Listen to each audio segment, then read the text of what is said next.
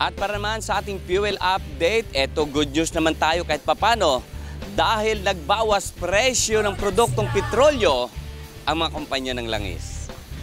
Bawas ng 95 sentimos sa kada litro ng diesel at 60 sentimos naman sa kada litro ng gasolina. Habang meron namang 1 peso and 15 centavos sa kada litro ng kerosene. Ito na ang unang bawas presyo pagkatapos ng 4 na sunod-sunod na taas presyo ng produktong petrolyo.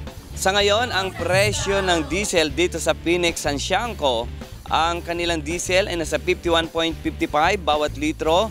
Ang kanila namang gasolina ay nasa 58.80 hanggang 58.60 bawat litro.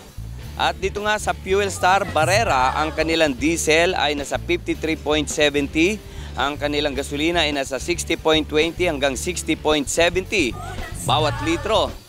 At dito sa kinatatayuan ko ngayon, dito sa may Enoch Cabanatuan Station, malapit sa terminal, ang kanilang diesel ay nasa 56.55, ang kanilang gasolina ay nasa 62 hanggang 67.90 bawat litro.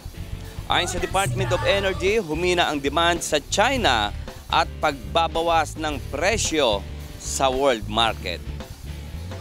At yan ang ating fuel update kasama si Angel Mar Bumanlag, Smiles of Petron III, para sa Balitang Unang Sigaw.